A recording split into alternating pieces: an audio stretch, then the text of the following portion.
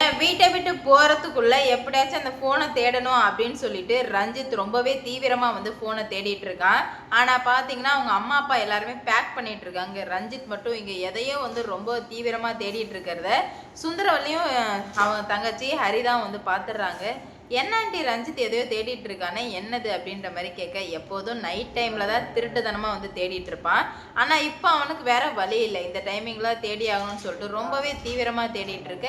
உடனே வந்து ஹரிதாவுக்கும் சுந்தரவல்லிக்கும் புரியலை, இவன் எதுக்காக ஹரிதா தேடிட்டு இருக்கான் அப்படின்ற மாதிரி கேட்க, அதான் ஆண்டி எனக்கு ஒன்றுமே புரியல, என்னத்தை தான் தேடிட்டு இருக்கான்னு தெரிலையே அப்படின்ற மாதிரி இப்போ ஏதோ வந்து சுந்தரவல்லிக்கு தப்பாக படுது, இல்லையே ஏதோ தப்பாக இருக்கே அப்படின்ற மாதிரி சுந்தரவல்லிக்கு தோணுமே. ஆமாம் ஆண்டி, இவன் ஏதோ தப்பு பண்ணிட்டு இருக்கான்னு எனக்கும் தோணுச்சு. ஏன்னா நந்தினி விஷயத்தில் இவன் வந்து எதுக்காக பொய் சொன்னான்னு நான் தெரிஞ்சுக்கணும். இவன் போன பிறகு நம்ம எப்படியாச்சும் வந்து தேடி பார்ப்போம் அப்படின்ற மாதிரி சொல்ல, உடனே சுந்தரவல்லி ரஞ்சித்தை கூப்பிட்டுறாங்க.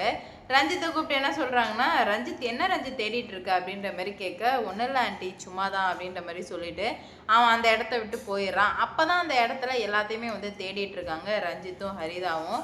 உடனே அவங்களுக்கு ஒன்றுமே புரியல, என்னடா இது ரெண்டு பேரும் வந்து என்னமோ தேடுறாங்களே அப்படின்னு சொல்லிட்டு ரொம்பவே வந்து குழப்பமாயி ரஞ்சித் வந்து பார்த்துட்டு இருக்கான்.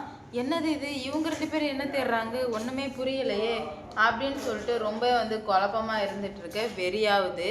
அப்போ தான் வந்து ரொம்பவே டென்ஷனோட வந்து அப்படி இருந்ததில் ரொம்ப வந்து பயம் வர ஆரம்பிக்குது. பயம் வரவுமே ரஞ்சித்துக்கு இவங்க எதையோ தேடிட்டு இருக்காங்கன்னு சொல்லிட்டு நல்லா தெளிவாக தெரிய வரவுமே என்ன பண்ணுறான், ஏதோ தப்பாக இருக்கேன்னு சொல்லிட்டு பார்த்துட்டு இருக்காங்க. அப்போ தான் வந்து சுந்தரவல்லிக்கு இங்கே பாரு ஹரிதா ஏதோ ஒரு ஃபோன் கிடக்கு அப்படின்ற மாதிரி கேட்கவுமே உடனே வந்து ஃபோனை வந்து பார்க்குறாங்க. பார்த்தா இது வந்துட்டு ரஞ்சித் ஃபோன் ஆண்டி, இங்கே வந்து எப்படி வந்தது அப்படின்ற மாதிரி கேட்கவுமே தெரியல, இதை தான் வந்து ரஞ்சித் தேடிட்டு இருப்பானோ. ஆனால் நம்ம கேட்கும்போது ஏன் அவன் வந்து ஒன்றும் இல்லைன்னு சொல்லிட்டு போயிட்டான், ஏதோ தப்பாக இருக்கு ஹரிதா அப்படின்ற மாதிரி சொல்ல, ஆமா ஆண்டி அப்படின்னு சொல்லிட்டு ஃபோனை வந்து ஓப்பன் பண்ணுறாங்க. ஃபோனை ஓப்பன் பண்ணி பாஸ்வேர்டு தான் வந்து தங்கச்சிக்கு தெரியும் இல்லையா, பாஸ்வேர்டு போட்டதுமே ஐயோ இவனுக்கு பயம் வர ஆரம்பிக்குது, ஏதோ தப்பு நடக்க போகுது அப்படின்னு சொல்லிட்டு அந்த பாஸ்வேர்டு போட்டதுமே வந்து ஃபோனை ஓப்பன் பண்ணால் அவங்களுக்கு மிகப்பெரிய அதிர்ச்சி. ஏன்னா அந்த ஹேமா பொண்ணை கொலை பண்ண வீடியோ ஆட்டோமேட்டிக்காக வந்து சேவ் ஆகிருக்குங்க. எப்படின்னா இவங்க ரெண்டு பேரும் சண்டை போட்டுட்டு இருந்ததுல ஃபோன் வந்து கீழே விழுந்துடுது. ஃபோன் கீழே விழுந்ததுமே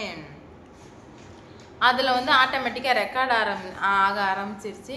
ஆண்டி இங்கே பாருங்க ஆண்டி, இவன் வந்து கொலை பண்ணியிருக்கான், அப்போ இவன் தான் வந்து ஹேமாவை கொலை பண்ணானான்னு சொல்லிட்டு ரெண்டு பேருமே வாயில் கை வச்சு அதிர்ச்சி ஆயிட்டாங்க. அப்போ தான் வந்து ஹரிதா, ஓ அப்போ இதை தான் வந்துட்டு நந்தினிக்கு தெரிஞ்சிருச்சு போல அப்படின்னு சொல்லிட்டு தெளிவாக தெரிய வர, சரி ரெண்டு பேருக்கும் விடன்னு ஆகிடுது. இல்லை ஆண்டி நம்ம இன்னும் கொஞ்சம் நல்லா பார்க்கணும் அப்படின்னு சொல்லிட்டு போன பார்த்தா அதில் ஒருத்தர் சம்மந்தப்பட்ட வீடியோலாம் இருக்குது. அதை பார்க்கவுமே வந்து ரொம்ப வந்து ஷாக் ஆகிடுறாங்க. ஏன்னா சுரேகா ட்ரெஸ் மாற்றுற வீடியோ, மாதவி ட்ரெஸ் மாற்றுற வீடியோன்னு எல்லாருமே ட்ரெஸ் மாற்றுற வீடியோவுமே இருந்துகிட்ருக்கு. அப்போ தான் வந்து ரொம்ப வந்து குழப்பமாகி பண்ணிகிட்ருக்காங்க.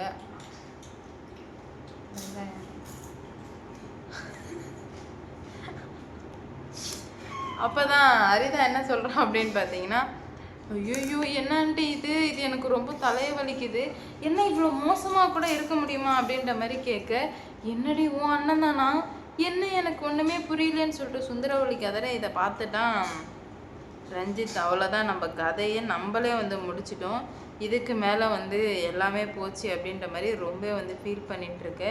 என்ன பண்ணுறது ஏது பண்ணுறேன்னு சொல்லிட்டு சுத்தமாக புரியல. அப்போ தான் வந்து ரொம்பவே குழப்பத்தோட சுந்தரவல்லி சொல்கிறாங்க, நான் எவ்வளோ பெரிய தப்பான ஆளுக்கு வந்து பொண்ணை கொடுக்க முடிவு பண்ணிட்டேன், இதுக்கு மேலே வந்து நான் வந்து ரொம்பவே வந்து உஷாராக இருக்கணும், இதுக்கு மேலே நான் உஷாராக இல்லைன்னா கண்டிப்பாக வந்து எல்லாமே வந்து முடிஞ்சு போய்டும் அப்படின்ற மாதிரி தெரிய வருது. தெரிய வந்ததுமே ரஞ்சித் இதை பார்த்துட்டான்.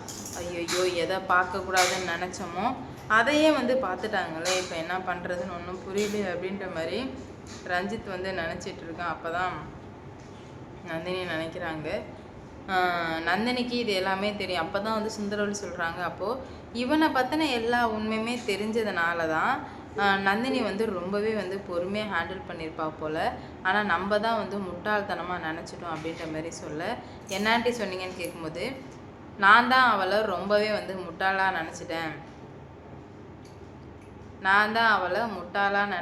அப்படின்ற மாதிரி சொல்கிறாங்க. உடனே வந்து ஹரிதா வந்து ஐயோ இதில் இவ நல்ல பேர் எடுக்கிறாளே தப்பாச்சே அப்படின்ற மாதிரி அவங்களுக்குமே வந்து தோண வர, ஆமாம் தப்பு தான். ஆனால் வந்து என்ன பண்ண முடியும், இதுக்கு மேலே வந்து ஒன்றுமே பண்ண முடியாது இல்லையா? அதனாலே வந்து குழப்பத்தோடு இருந்துட்டு இருக்காங்க. இது எல்லாத்தையுமே நான் தான் வந்து மாற்றணும். கண்டிப்பாக நான் மாற்றுவேன். இவ்வளோ தூரத்துக்கு வந்ததுக்கு அப்புறமேட்டும் நான் ஒரு விஷயமா வந்து பார்த்துட்டு ஆனால் இந்த காரில் வீடியோ பேசினதில் ஒரு கமெண்ட்டு, அக்கா அவங்க பின்னாடி யாரோ எட்டி பார்க்குறாங்க அக்கா அப்படின்னு சொல்லிட்டோம். சாரி, நான் சொரிய நான் பண்ணிட்டேன். நான் சொன்னேன் என் தங்கச்சி தான் அப்படி சொன்னேன் அப்படின்னு நினைக்கிறியா?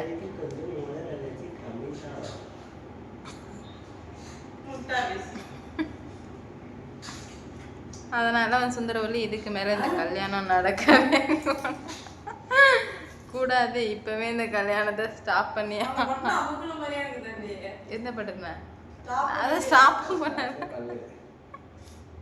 அதனாலே வந்துட்டு சுந்தரவல்லி வந்து நான் ரொம்ப பெரிய தப்பு பண்ணிட்டேன், இதுக்கு மேலே வந்து என் பொண்ணை வந்து நான் கொடுக்க போகிறது கிடையாது, இவ்வளோ கேவலமாக நடந்திருப்பான் அப்படின்னு சொல்லிட்டு எதிர்பார்க்கவே இல்லை. அப்போ கண்டிப்பாக உன் வளர்ப்பு வந்து சரியாக வராது அப்படின்ற மாதிரி சொல்கிறாங்க. இதனால் ரொம்ப வந்து மனசு உடைஞ்சு போயிட்டாங்க. மனசு உடைஞ்சு போனதுமே அவங்களுக்கும் என்ன பண்ணுறது ஏது பண்ணுறதுன்னு தெரில. அவ்வளோதான், எல்லாமே முடிஞ்சு போச்சு. இதுக்கு மேலே ஒன்றும் இல்லை, நம்மளும் பொத்தி பொத்து வச்சுருந்தோம், இதுக்கு மேலே என்ன ஆக போகுது, அவ்வளோதான், எல்லாமே போச்சு இல்லை அப்படின்ற மாதிரி ஒரு முடிவுக்கு வரவுமே நான் இதுக்கு மேலே பார்த்துக்கிறேன் என்ன நடக்க போகுது.